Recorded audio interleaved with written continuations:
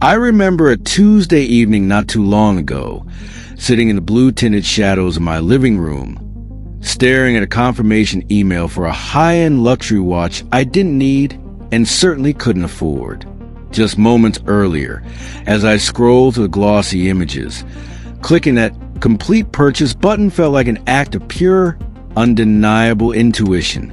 It felt right, almost inevitable, as if my hand was moving of its own accord, guided by a deep internal certainty. But as the sterile light of the laptop screen reflected off the cold coffee on the table, a hollow realization began to settle in my chest. Why did I do that? Who was the person who made that decision? It wasn't that I lacked the intelligence to understand my bank balance, nor was it a simple lapse in willpower. It was something deeper, something structural. Have you ever looked back at a choice, a stinging word spoken in the heat of an argument, a missed opportunity you let slip through your fingers, or a financial blunder that felt like a stroke of genius at the time, and felt like a total stranger to your own history?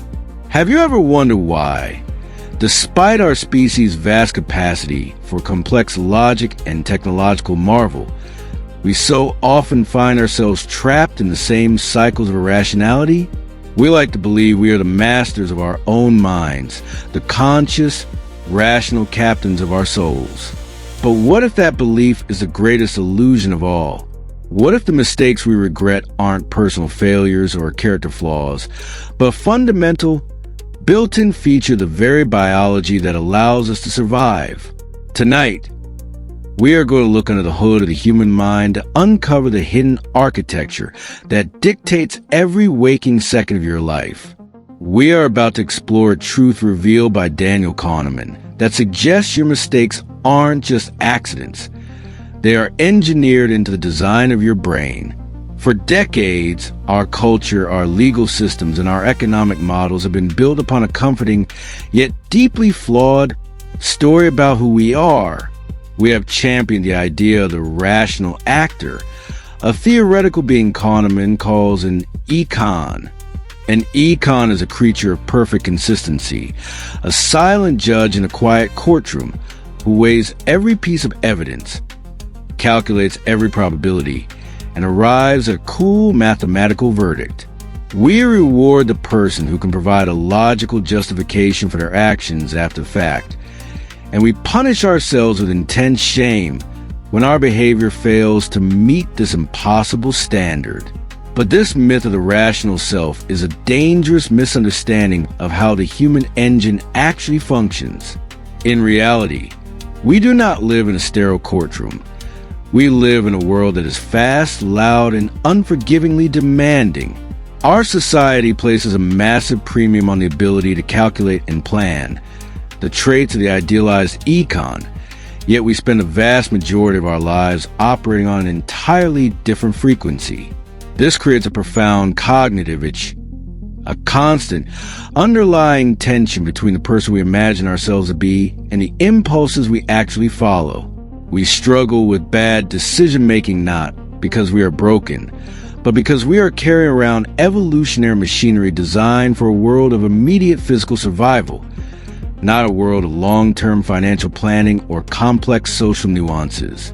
To truly understand why we stumble, we have to stop looking at the visible output of our choices and start analyzing the invisible engine that produces them.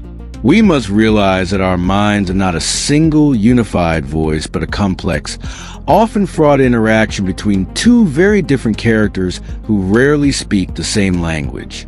This brings us to the core realization that shattered our traditional understanding of human nature, the dual system framework. To make sense of the constant internal noise of your thoughts, imagine two distinct characters living inside your head, each with their own personality, motivations, and limitations. The first character is the pilot, known technically as System 1. The pilot is the ancient, visceral part of your psyche. He is fast, intuitive, and deeply emotional. He operates entirely automatically, requiring almost no effort and functioning outside the realm of your conscious awareness. When you see a photograph of a person, and immediately sense their hostility before you can even identify the color of their eyes. That is the pilot. When you drive your car down a familiar stretch of highway and suddenly realize you haven't consciously thought about the road for miles, that is the pilot. The pilot is a guardian of your survival, a master of heuristics, mental shortcuts that allow us to navigate a complex world without being paralyzed by the sheer volume of data. In the wild, it was far better to mistake a swaying bush for a hidden predator than to mistake a predator for a swaying bush.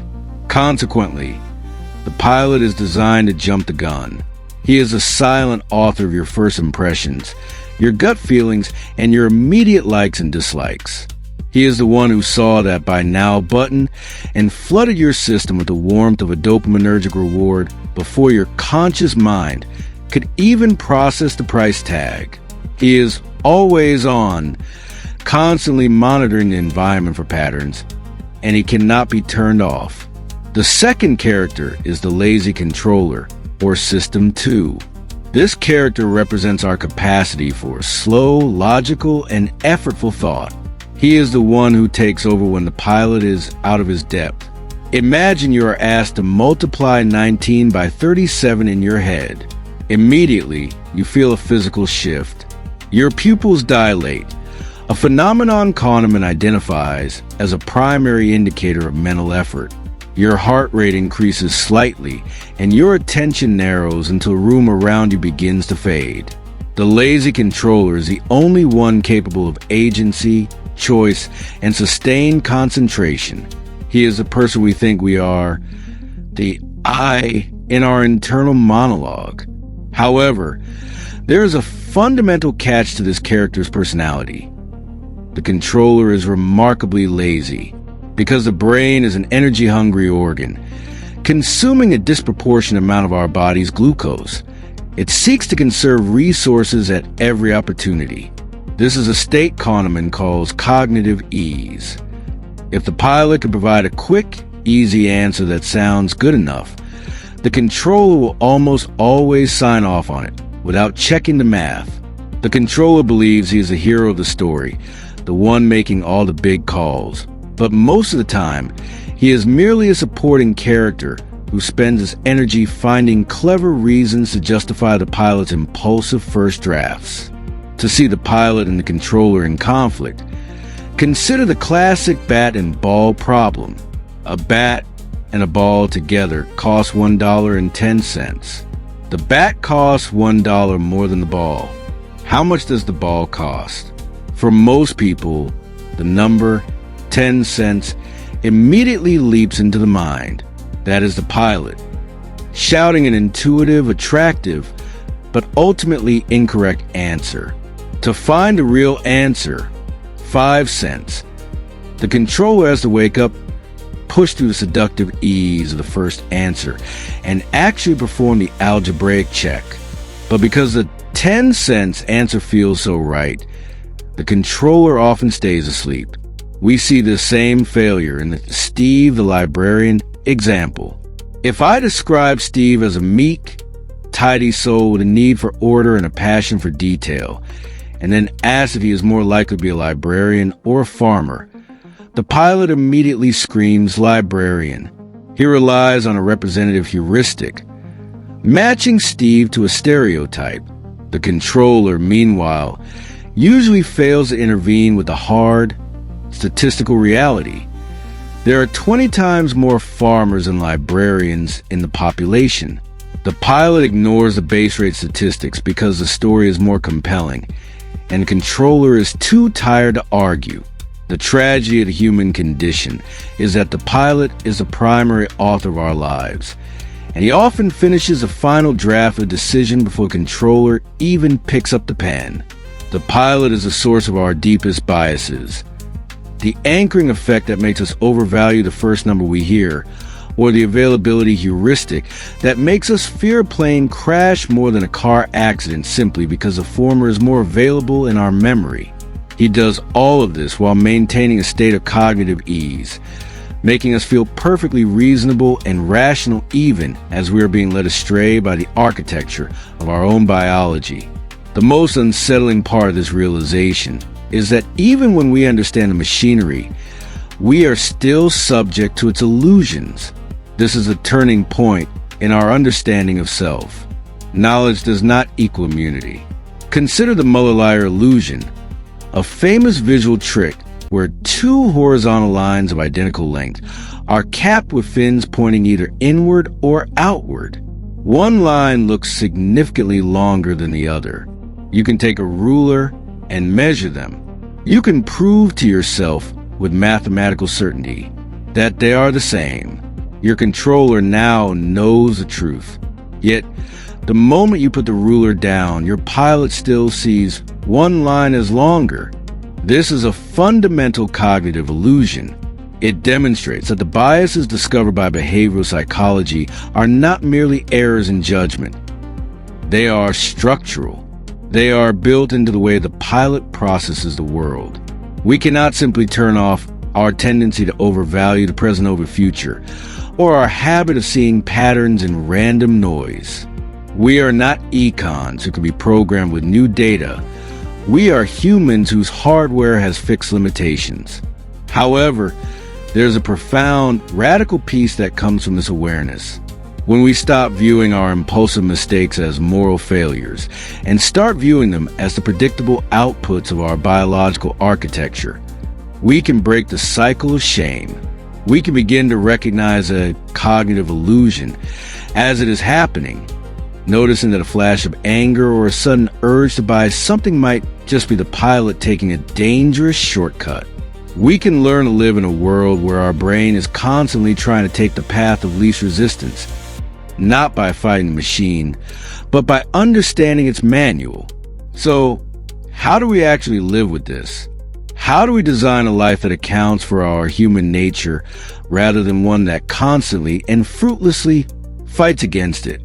The answer lies in moving away from the hustle culture myth of sheer willpower and toward a strategy of quiet mastery. The first and most powerful tool we have is a deliberate activation of System 2 through the power of the pause.